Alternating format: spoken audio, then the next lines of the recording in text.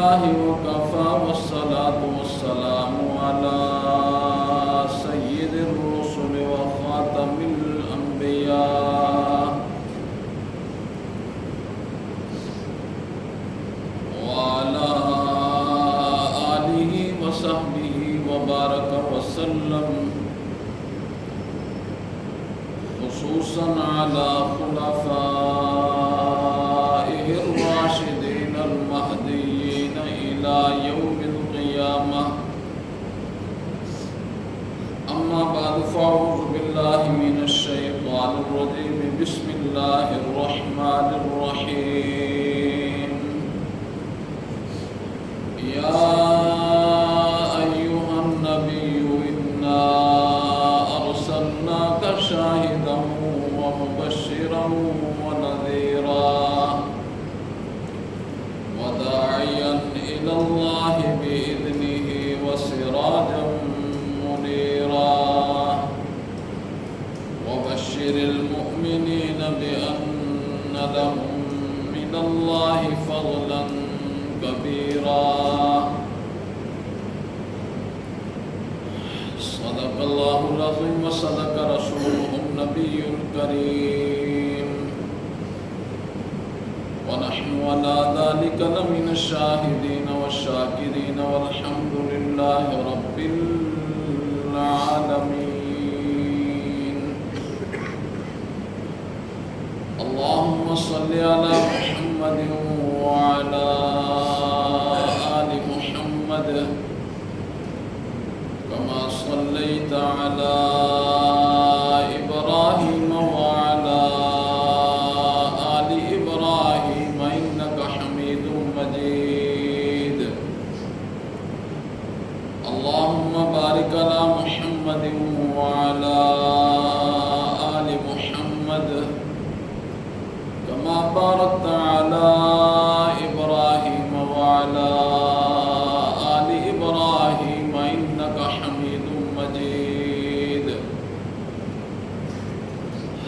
رب اشرح لي صدري ويسر لي أمري واحلل عقدة من لساني يفقهوا قولي.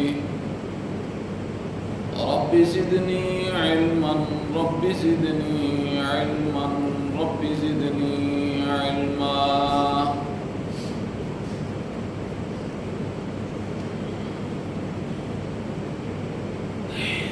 سورہ احزاب کی چند آیات مبارکہ آج کے خطبے میں تلاوت کی ہیں. اللہ رب العزت کی بارگاہ میں التجا ہے کہ اللہ رب العزت ان آیات کی روشنی میں کما حق ہو چند باتیں آپ کے گوش گزار کرنے کی توفیق نصیب فرمائے. وبعدہ ہم سب کو قرآن و سنت کے عین مطابق اپنے عقائد و نظریات کو درست کرنے کی توفیق نصیب فرمائے.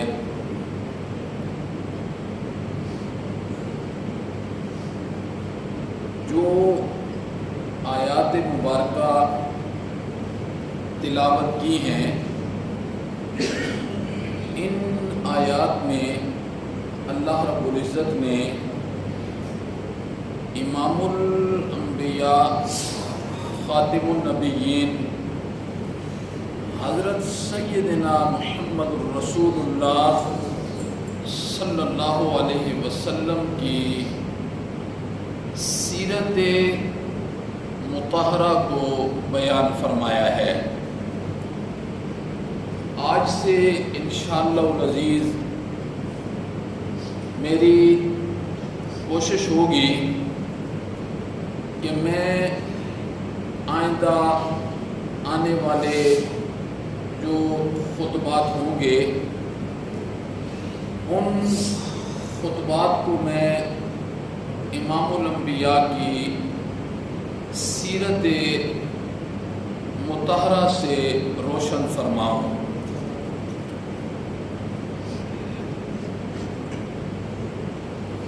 اللہ رب العزت دجالی فتنوں سے ہماری حفاظت فرمائے۔ یقین جانیے آنے والا وقت ایسا آ رہا ہے، ایک وقت ہوگا کہ منبر و محراب سے امام الانبیاء کی سیرت بھی نہیں ہم بیان کر سکیں گے، اتنا مشکل وقت آ رہا ہے۔ اس لیے امام الانبیاء کی عظمت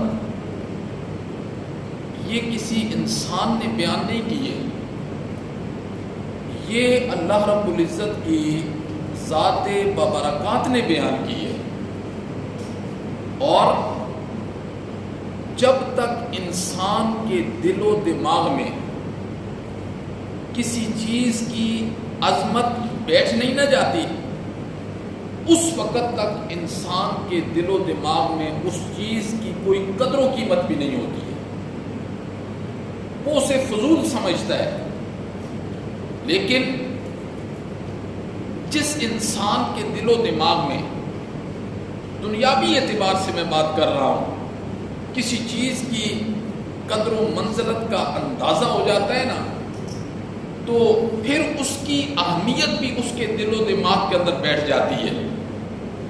اس لیے ضرورت آج اس بات کی ہے کہ میرے اور آپ کے دل میں امام الانبیاء حضرت سیدنا محمد الرسول اللہ صلی اللہ علیہ وسلم کی عظمت، بڑھائی، یہ ہمارے دل و دماغ میں بیٹھ جائے۔ اور جب ہمارے دل و دماغ میں امام الانبیاء کی عظمت، آپ کی بڑھائی، آپ کی قدر و منزلت، آپ کا مقام، یہ ہمارے دل و دماغ میں بیٹھ گیا نا، اس وقت سمجھ جائیے آج ہمیں روحانی طور پر اللہ نے زندگی نصیب فرما دی ہے۔ اور اگر ہمارے دل و دماغ میں امام الانبیاء کی قدر و منزلت، اہمیت، مقام، مرتبہ، شخصیت ہمارے دل و دماغ میں نہیں نا، تو روحانی طور پر ہماری زندگی بھی نہیں ہے، وہ جسمانی طور پر دنیاوی زندگی ہے۔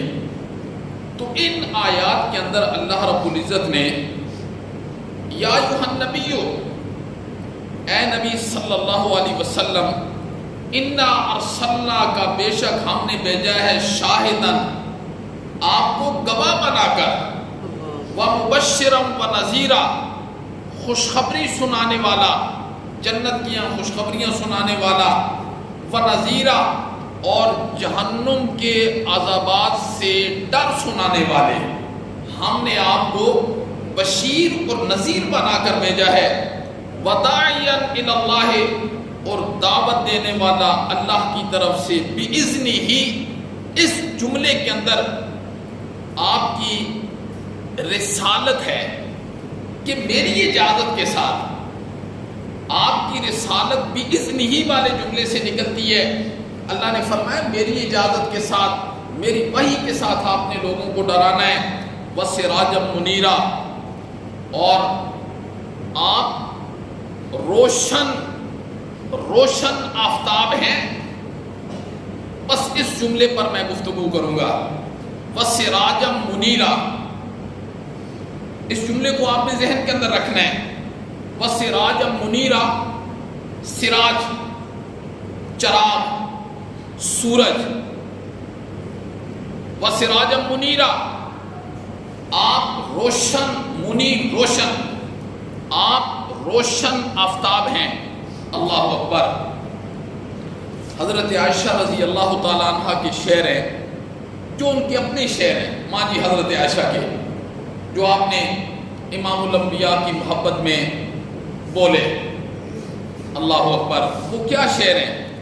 ماں جی حضرت عائشہ فرماتی ہیں، لنا شمس وللآفاق شمس فشمسی خیر من شمس السماء شمس الناس تطلع بعد فجر وَالشَّمْسِ تَطَّلِعُ بَعْدَ الْعِشَاءِ. اللہ اکبر. ماں جی نے کیا شعر کہے؟ ماں جی نے فرمایا لنا شمسن للآفاق شمسن، ایک ہمارا سورج ہے، لنا شمسن ایک ہمارا سورج ہے، وللآفاق شمسن اور ایک آسمان کا سورج ہے. ایک ہمارا سورج ہے اور ایک آسمان کا سورج ہے.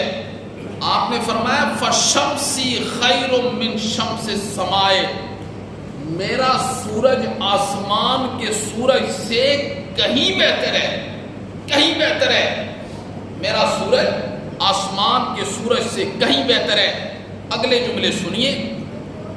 آپ ماں جی فرماتی ہیں شمس الناس تطلع بعد الفجر، لوگوں کا سورج تو صبح کے بعد طلوع ہوتا ہے، لوگوں کا سورج صبح کے بعد طلوع ہوتا ہے.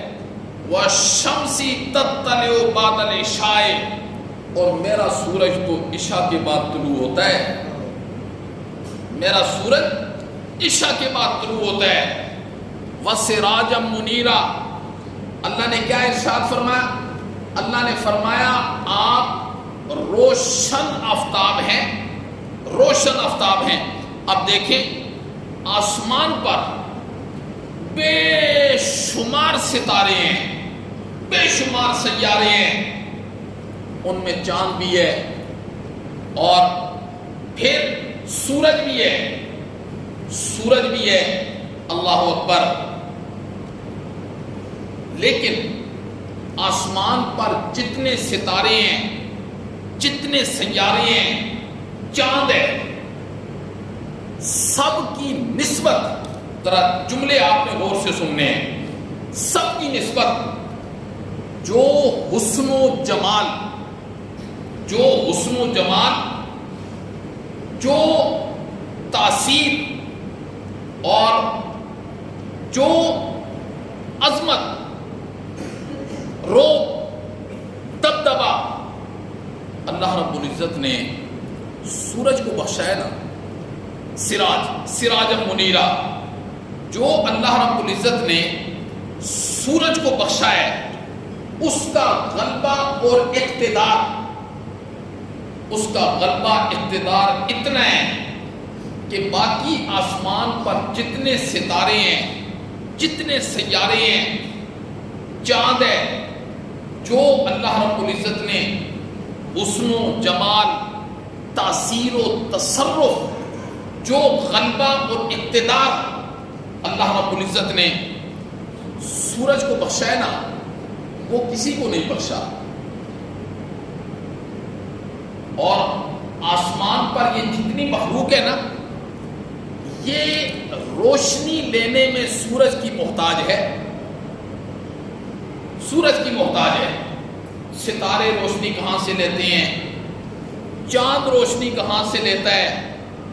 یہ سارے کے سارے محتاج کس کے ہیں؟ سورج کے. لیکن ہر ستارے کی روشنی کی جو تاثیر ہے نا، وہ الگ الگ ہے. اللہ کی شان دیکھیں، سر چشمہ ہے کہ روشنی کا، لیکن آگے جو روشنی ستارہ پھینکتا ہے نا، ہر ایک ستارے کی جو روشنی کی تاثیر ہے وہ الگ الگ ہے. لیکن سارے ستاروں کو، چاند کو روشنی کہاں سے ملتی ہے؟ چاند سے ملتی ہے. اور اللہ رب العزت نے یہ تو فلکیات کے اندر ہے نا، فلکیات کے اندر، ارضیات میں زمین پر دیکھ لیں، زمین پر، زمین کے ذرے ذرے کو جو حرارت پہنچتی ہے وہ کہاں سے پہنچتی ہے؟ وہ سورج کی روشنی سے پہنچتی ہے. زمین کے ذرے ذرے کو جو حرارت پہنچتی ہے وہ اللہ اکبر، وہ کہاں سے پہنچتی ہے؟ وہ سورج سے پہنچتی ہے.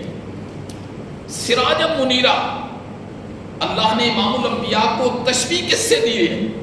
سراج منیرہ، آپ روشن سورج ہیں، روشن آفتاب ہیں، سراج منیرہ.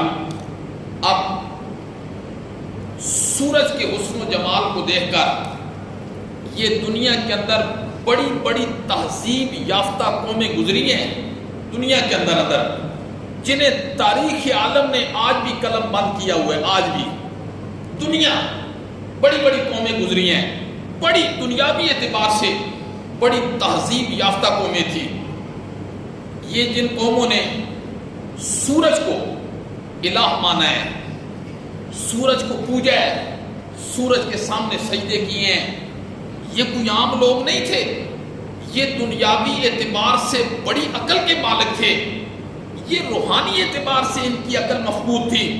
ورنہ حضرت ابراہیم علیہ السلام کی جو قوم تھی دنیاوی اعتبار سے یہ بڑی تہذیب یافتہ قوم تھی, اور روم کی سلطنت بڑی تہذیب یافتہ تھی, اور فارس ایران یہ اس کا عروج صدیوں تک رہا ہے. جیسے آج کوئی بندہ امریکہ میں جاتا ہے نا, امریکہ کا پاسپورٹ حاصل کر کے جتنی خوشی اس کو ہوتی ہے, کسی زمانے کے اندر بندہ اپنے آپ کی نسبت جب ایران کی طرف کرتا تھا نا اسے اتنی خوشی ہوتی تھی.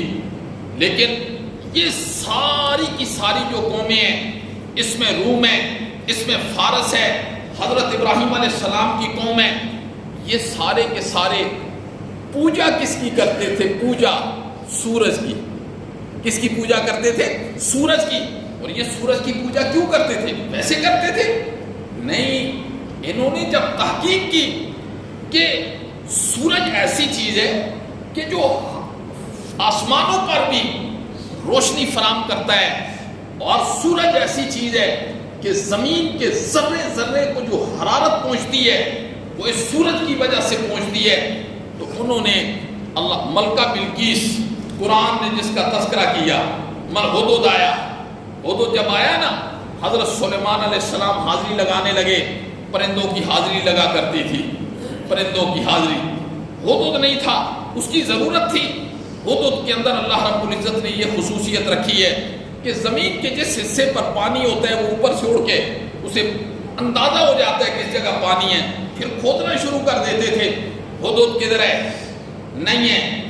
اللہ اکبر. حضرت سلیمان علیہ السلام کو اتنا غصہ آیا نا, حضرت سلیمان علیہ السلام نے فرمایا آج آ گیا تو میں اس کو سزا دوں گا, میں اس کی پٹائی کروں گا, میں اسے قتل ہی کر دوں گا. یہ سارے جملے قرآن نے ذکر کیے ہیں, اللہ یہ کہ کوئی عذر پیش کر دے, کوئی عذر پیش کر دے. وہ تو جب آیا نا تو دوسروں نے کہا آج تیری خیر نہیں ہے. اس نے کہا کیا بات ہے؟ اس نے کہا حضرت سلیمان علیہ السلام بڑے غصے کے اندر ہے. وہ پھڑ پھڑ کرتا ہوا ادھر حضرت سلیمان کے دربار میں پہنچ گیا. حضرت سلیمان علیہ السلام نے فرمایا کہاں تھا؟ اس نے کہا میں وہاں تھا جہاں تک آپ کی سوچ بھی نہیں ہے. میں وہاں گیا تھا جہاں آپ کی سوچ بھی نہیں ہے. کدھر گیا تھا؟ میں ایسی جگہ گیا تھا کہ جہاں میں نے لوگوں کو دیکھا کہ وہ سورج کی عبادت کر رہے ہیں, حالانکہ یہ ان کے شایان شان نہیں ہے, یہ ان کے مناسب نہیں ہے کہ وہ سورج کی عبادت کریں. اللہ کیا اس نے کہا یسجدون للشمس من دون اللہ, یسجدون من الشمس من دون اللہ, یسجدون للشمس من دون اللہ, کہ وہ سجدہ کر رہے ہیں سورج کا اللہ کو چھوڑ کر, اللہ کو چھوڑ کر. تو یہ ملکہ بلقیس کوئی چھوٹی خاتون تھی؟ آپ اندازہ لگا سکتے ہیں کہ ملکہ بلقیس کی فوج کتنی تھی؟ فوج آپ اندازہ, مفسرین نے لکھا ہے 1,20,00,000 ملکہ بلقیس کی فوج تھی. آج تو کسی ملک کی اتنی فوج بھی نہیں ہے, تو کتنی بڑی اس کی فوج تھی, اور دنیاوی اعتبار سے بہت زیرک خاتون تھی. لیکن یہ جو جتنی بڑی بڑی تہذیب یافتہ قومیں ہیں, حضرت ابراہیم علیہ السلام کی قوم ہے, روم کی قوم ہے, فارس ہیں, مجوسی ہیں, ملکہ بلقیس ہے, قرآن نے ان کا تذکرہ کیا کہ یہ سارے سورج کی عبادت کرتے تھے. تو کیا یہ سورج کو صرف ٹکی سمجھ کے عبادت کرتے تھے؟ نہیں, وہ سورج کے اندر اللہ رب العزت نے جو اوصاف رکھے ہیں, جو صفتیں رکھی ہیں, اس کی وجہ سے وہ اسے الہ ماننے لگے. اللہ رب العزت نے قرآن میں کیا فرمایا؟ فرمایا لا تسجدوا للشمس ولا للقمر. اللہ نے فرمایا سورج کا سجدہ نہ کیجیے, ولا للقمر, اور چاند کا سجدہ بھی نہ کیجیے. واسجدوا للہ الذی خلقہن, تم سجدہ کرو اس ذات کا جس نے سورج کو پیدا کیا اور جس نے چاند کو پیدا کیا، تم اس کا سجدہ کرو۔ اللہ اکبر۔ ان کنتم ایاہ تعبدون، اگر تم یہ کہتے ہو کہ ہم اللہ کی بندگی کرتے ہیں تو پھر سورج کا سجدہ نہ کرو، پھر چاند کا سجدہ نہ کرو، پھر اس ذات کا سجدہ کرو جس نے سورج اور چاند کو کیا کیا؟ پیدا کیا۔ تو اللہ نے امام الانبیاء کے متعلق کیا فرمایا؟ سراجا منیرا، سراجا منیرا، آپ روشن آفتاب ہیں۔ اور سراج کا ایک معنی ہوتا ہے چراغ، کیا؟ چراغ۔ اور جس طرح سراج کا معنی چراغ ہوتا ہے نا، بے آئین ہی اسی طرح سراج کا معنی سورج بھی ہوتا ہے۔ سراج کا معنی خود قرآن نے ذکر کیا۔ قرآن نے کیا فرمایا؟ فرمایا وَجَعَلْنَا سِرَاجًا وَهَّاجًا۔ سورۃ نبا میں قرآن نے کیا فرمایا؟ وَجَعَلْنَا سِرَاجًا وَهَّاجًا، ہم نے سورج کو چمکنے والا بنایا، سورج کو چمکنے والا بنایا۔ اور ایک جگہ قرآن نے فرمایا تبارک الذی جعل فی السماء بروجا وجعل فیہا سراجا وقمرا منیرا، ہم نے آسمان کو بنایا، پھر اس میں رستوں کو بنایا، پھر ہم نے اس میں روشن سورج بنایا، قمرا منیرا، اور روشن چاند بنایا۔ تو سراج کا ایک معنی چراغ ہے اور ایک معنی سورج ہے۔ اور ایک جگہ قرآن نے کیا فرمایا؟ وجعلنا سراجا وہاجا، ایک وہاج کا معنی بھی روشن ہوتا ہے اور منیر کا معنی بھی روشن ہوتا ہے۔ اور قرآن نے روشنی کے لیے دو جملے الگ الگ کیوں استعمال کیے؟ قرآن نے دو جملے وجعلنا سراجا وہاجا، ایک وہاج فرمایا، اس کا معنی بھی روشنی ہوتا ہے، اور قمرا منیرا، اس کا معنی منیر کا معنی بھی روشنی ہوتا ہے۔ فرق کیا ہے؟ فرق یہ ہے کہ جو وہاج ہے نا وہ مال حرارت ہے۔ کیا مطلب؟ وہاج، وجعلنا سراجا وہاجا، ہم نے سورج بنایا، اس میں حرارت ہوتی ہے، حرارت، گرمی ہوتی ہے۔ اور نبی پاک صلی اللہ علیہ وسلم کے ساتھ یہ جملہ استعمال نہیں کیا۔ اللہ نے فرمایا قمرا منیرا، اور منیر کی جو روشنی ہوتی ہے نا، مال برودت، اس میں ٹھنڈک ہوتی ہے، ٹھنڈک ہوتی ہے۔ آپ ایسے آفتاب ہیں کہ آپ کی روشنی بڑی ٹھنڈی ہے۔ جس طریقے سے چاند کی روشنی ہوتی ہے نا اتنی زیادہ ٹھنڈی ہوتی ہے کہ انسان کو برف بنا کے رکھ دے، جی بڑی خوبصورت اس کی روشنی ہوتی ہے اور طبیعت کو وہ بہاتی ہے۔ تو اللہ نے فرمایا جی وَسِرَاجًا مُنِيرًا، آپ کیا ہیں؟ روشن آفتاب ہیں۔ یہ ساری مادی کائنات ہے، مادی، اس مادی کائنات کی حیات کے لیے جسمانی حرارت کی ضرورت ہے کہ نہیں ہے؟ اس ساری مادی کائنات کی حیات کے لیے جسمانی حرارت کی ضرورت ہے۔ نباتات، جمادات، حیوانات، یہ ساری چیزیں ہیں کہ نہیں ہیں؟ ان کی حرارت کے لیے جسمانی حرارت کی ضرورت ہے، زندگی کی ضرورت ہے۔ اور جمادات، نباتات، حیوانات، ان کی زندگی کا جزو اعظم جو ہے نا وہ حرارت ہے، وہ حرارت ہے۔ ان کی زندگی کا جزو اعظم وہ حرارت ہے۔ تو آپ یوں سمجھیے بالفاظ دیگر کہ اس کائنات کی حیات کے لیے حرارت بمنزلہ روح کے ہے، روح کے ہے۔ اس کائنات کی حیات کے لیے حرارت بمنزلہ روح کے ہے۔ جس طریقے سے انسان کے جسم میں روح ہوتی ہے تو وہ بالکل چلتا پھرتا، کھاتا پیتا، دوڑتا دھڑکتا اس طرح ہوتا ہے نا۔ اور اگر حرارت، یہ سورج اس کائنات کے اندر سے ختم ہو جائے، ساری کائنات برف کا بلاک بن جائے، ساری کائنات۔ لیکن اس کائنات کی زندگی کے لیے حرارت بمنزلہ روح کے ہے، اور قیامت تک جتنے بھی حرارت کے اسباب دنیا میں پیدا ہوں گے اور آگے حرارت دی جائے گی، سب کا تعلق کس کے ساتھ ہے؟ سورج کے ساتھ ہے، سب کا تعلق سورج کے ساتھ ہے. اور اللہ رب العزت نے امام الانبیاء کو جو تشبیہ دی ہے قرآن میں، وہ کس کے ساتھ دی ہے؟ سراجم منیرا، سراجم منیرا. اب یہ ساری جو گفتگو میں نے کی ہے اس کو آپ نے ذہن کے اندر رکھنا ہے. ایک ہے دنیاوی حیات، ایک ہے دنیاوی حیات اور ایک ہے اخروی حیات.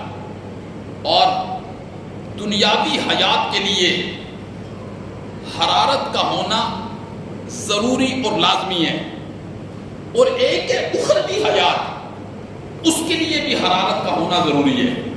جیسے آپ کو میں نے ساری مثال دی کہ اس دنیاوی حیات کے لیے، دنیاوی حیات کے لیے حرارت کا ہونا ضروری ہے.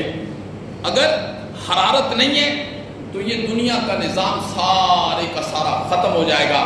بالکل اسی طرح روحانی حیات ہے، اخروی حیات ہے، اس کے لیے بھی حرارت کا ہونا بڑا ضروری اور لازمی ہے. اور اس کی حرارت کیا ہے؟ اس کی حرارت ایمانی ہے. اس کی حرارت ایمانی ہے. جیسے دنیا کو باقی رکھنے کے لیے اللہ رب العزت نے سورج کا نظام دنیا والوں کو دیا کہ یہ سورج ہے، اس کی وجہ سے فلکیات، آسمانی نظام بھی روشن ہو رہا ہے، اور اس سورج کی وجہ سے ارضی زمینی نظام بھی اس کا ذرہ ذرہ اس کی حرارت سے زندگی حاصل کر رہا ہے. بے آئینی ہی اسی طرح ایک روحانی حیات ہے، روحانی حیات، اس کے لیے بھی حرارت کی ضرورت ہے. اور اس کی حرارت ایمانی ہے. اگر وہ حرارت ایمانی روحانی طور پر میرے اور آپ کے اندر نہیں ہے، ذرا جملوں پر غور کرنا، روحانی طور پر جو حرارت جو اس کو زندہ رکھتی ہے، اگر وہ میرے اور آپ کے پاس نہیں ہے، شکل تو انسانی ہوگی پر زندگی حیوانی ہوگی. شکل انسانی ہوگی، اگر وہ حرارت، ایمانی حرارت اگر وہ میرے اور آپ کے پاس نہیں ہے، شکل تو انسانی ہوگی، ہم ظاہری طور پر انسان ہوں گے، لیکن زندگی کون سی ہوگی؟ حیوانی. حالانکہ حیوانی زندگی کے متعلق بھی اللہ نے کیا فرمایا؟ اولئک کالانعام بل ھم اضل. اللہ نے فرمایا اگر روحانی اعتبار سے ایمانی قوت کسی کے اندر نہیں ہے، اللہ نے فرمایا وہ ڈنگر نہیں ہے بلکہ ڈنگروں سے بھی پرے ہے. وہ کیا ہے؟ ڈنگروں سے بھی پرے ہے. اور بالکل اسی طرح جس طرح روشنی ہے اس کا اصل سورج ہے، ایمانی اعتبار سے جو ہمیں روشنی نصیب ہوگی وہ کیا ہے؟ آفتاب نبوت ہے. وہ امام الانبیاء حضرت سیدنا محمد الرسول اللہ صلی اللہ علیہ وسلم کی ذات ببرکات ہیں. ایمانی اعتبار سے جس طرح دنیاوی اعتبار سے سورج ہے، اللہ رب العزت نے فرمایا یہ ایسا آفتاب ہے جو آسمان والوں کو بھی روشنی دیتا ہے اور زمین کے ذرے ذرے کو بھی روشنی دیتا ہے، حرارت دیتا ہے، حرارت. بالکل اسی طریقے سے اللہ رب العزت نے امام الانبیاء کو سراجم منیرا کہا. سراجم منیرا، آپ روشن آفتاب ہیں، روشن آفتاب ہیں. اللہ اکبر، اللہ اکبر. تو ایمانی اعتبار سے اس آفتاب سے روشنی حاصل کرنا یہ میرے اور آپ کے لیے لازم ہے، لازم. روحانی اعتبار سے دیکھیں، یہ ظاہری اعتبار سے سورج ہے، ظاہری. اللہ یہ تشبیہ میں نے نہیں دی ہے، سراج منیرہ یہ اللہ نے دی ہے.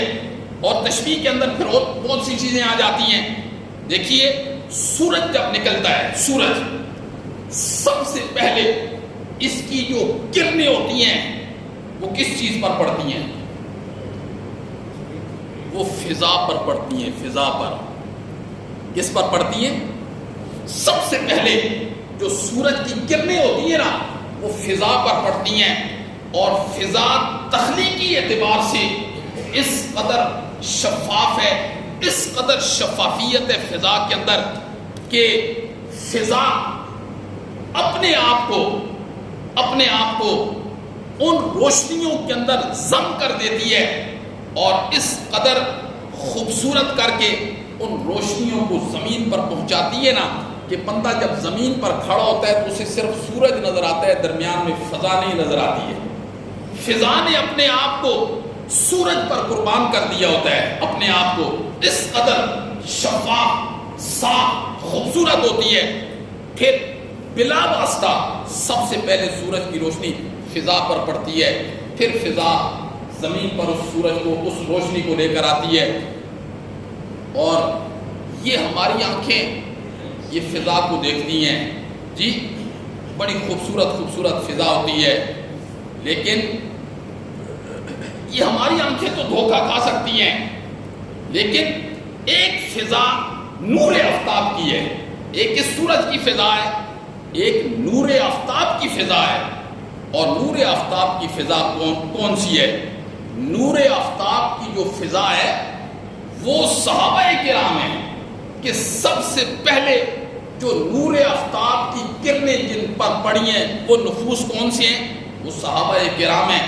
اور امام الانبیاء نے فرمایا کہ اللہ رب العزت نے میرے لیے نفوس کو چنا ہے۔ اللہ اکبر! امام الانبیاء نے فرمایا اللہ نے میرے لیے نفوس کو کیا کی ہے؟ چنا ہے۔ اور سب سے پہلے جب نور نبوت کی کرنیں ان نفوس پر پڑی ہیں نا، وہ سارے کے سارے نفوس نے اپنی شخصیات کو امام الانبیاء پر قربان کر دی ہے، اپنی شخصیات ختم ہو گئی ہے۔ پھر اگر ان کے اندر کوئی چیز نظر آتی تھی تو وہ نبی پاک صلی اللہ علیہ وسلم کے اوصاف نظر آتے تھے، وہ نبی پاک صلی اللہ علیہ وسلم کی سنتیں نظر آتی تھی۔ جیسے فضا نے اپنے آپ کو قربان کر کے ظاہری اعتبار سے جو سورج ہے اس کی شعاؤں کو زمین تک پہنچایا، بالکل اسی طریقے سے نور نبوت ان کی کرنیں جو سب سے پہلے صحابہ کرام پر پڑی، انہوں نے ایک ایک نبی پاک صلی اللہ علیہ وسلم کی صفت کو ایک صفت کو ہم تک پہنچایا۔ اور وہ نفوس کون سے ہیں؟ وہ کیسے نفوس تھے؟ قرآن نے ان نفوس کا ذکر کیا۔ قرآن نے کیا کہا؟ اولئک الذین امتحن اللہ قلوبہم للتقوی۔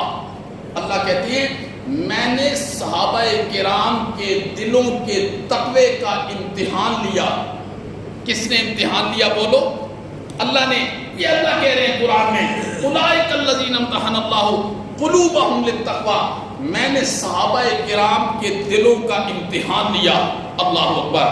اللہ نے فرمایا میرے نبی کی صحبت میں بیٹھنے والے جو نفوس تھے نا، جن کو میں نے اپنے نبی کے لیے چنا تھا، اللہ نے فرمایا ان کے دلوں کا جب میں نے امتحان لیا نا، اللہ آگے کہتے ہیں پھر میں نے امتحان لینے کے بعد کیا فیصلہ کیا نتیجہ، اور میں نے انہیں انعام کیا دیا۔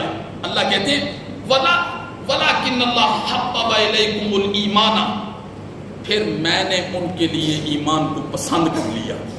میں نے ان کے لیے کیا کر لیا؟ ایمان کو پسند کر لیا۔ وَزَيَّنَهُ فِي قُلُوبِكُمْ، اور میں نے تمہارے دلوں کو مزین کر دیا۔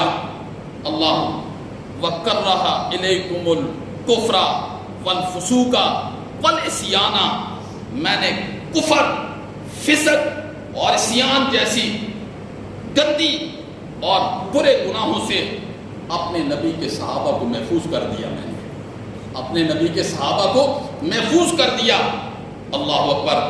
کیسے نفوس تھے کہ آفتاب نبوت کی کرنیں سب سے پہلے انہوں نے اپنے اندر ضم کی، اور پھر نبی پاک صلی اللہ علیہ وسلم کی ایک ایک صفت، ایک ایک سنت، ایک ایک طریقہ، اس کے اوپر اپنی دنیا کو قربان کر دیا۔ آج تو ہم دنیا پر سنتوں کو قربان کر دیتے ہیں، ایسے ہی ہے نا؟ آج ہم دنیا کے لیے نبی پاک صلی اللہ علیہ وسلم کے دین کو قربان کر دیتے ہیں۔ ہم کہتے ہیں ہماری دنیا کہیں نہیں جانی چاہیے، ہماری طبیعت کے خلاف کوئی بات نہیں ہونی چاہیے، ہمیں نیچے نہیں ہونا چاہیے۔ آج ہم دنیا کے لیے نبی پاک صلی اللہ علیہ وسلم کی شریعت اور دین کو قربان کرتے ہوئے صبح و شام نظر آ رہے ہوتے ہیں، لیکن وہ نفوس جو نبی پاک صلی اللہ علیہ وسلم کی صحبت میں بیٹھے تھے، بلا کسی روک تھام کے، بلا واسطہ سب سے پہلی جو کریں ان کے دلوں پر پڑی ہیں، انہوں نے اپنی شخصیات کو ختم کر کے اپنے آپ کو نبی پاک صلی اللہ علیہ وسلم پر فدا کیا، قربان کیا، اور اپنی خواہشات کو قربان کر دیا، اولادوں کو قربان کر دیا، جائیدادوں کو قربان کر دیا، اپنی دنیا کو قربان کر دیا اس آفتاب نبوت کے لیے۔ اللہ اکبر۔ پھر اللہ نے فرمایا وَلَٰكِنَّ اللَّهَ حَبَّبَ إِلَيْكُمُ الْإِيمَانَ، میں نے ایمان کے لیے، میں نے پسند کر لیا تمہارے لیے ایمان۔ اللہ اکبر۔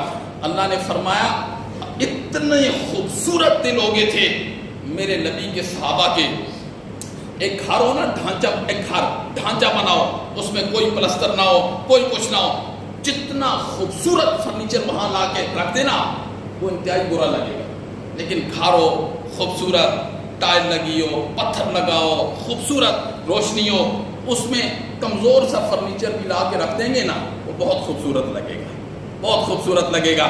اللہ نے فرمایا میرے نبی کے یاروں کا دل اتنا خوبصورت ہو گیا تھا کہ ایمان جب آیا نا تو اللہ نے کہا ایمان خوبصورت ہو گیا، یہ نہیں کہا صحابہ کے دل خوبصورت ہو گئے، اللہ نے فرمایا میرا ایمان ہی بہت خوبصورت ہو گیا۔ جب ہمارے دلوں میں ایمان ہوتا ہے تو پھر ہمارا ایمان نہیں، ہمارے دل خوبصورت ہوتے ہیں، اس لیے کہ ہمارے دل ابھی اس طرح نہیں ہے۔ تو ایک وہ فضا ہے جو آفتاب نبوت کی فضا ہے، اور ایک دنیا والی فضا ہے، یہ جو سورج کی فضا ہے۔ جب یہ دنیا والی فضا کے اندر کوئی بندہ اوپر تھوکے گا تو یہ بتائیں کہ تھوک کدھر آئے گا؟ بولو، تھوک اس کے چہرے پر آئے گا، اور جب آفتاب نبوت کی فضا میں جو بندہ تھوکے گا تو تھوک کدھر آئے گا؟ تھوک اسی کے چہرے پر آئے گا۔ لہذا ہمیں ان لوگوں کی فکر نہیں کرنی چاہیے، ان کے فیصلے تو ہو چکے ہیں۔ اولئک الذین امتحن اللہ قلوبہم للتقوی، اللہ نے فرمایا رضی اللہ عنہم ورضوا عنہ، ہمیں اپنی فکر کرنی چاہیے۔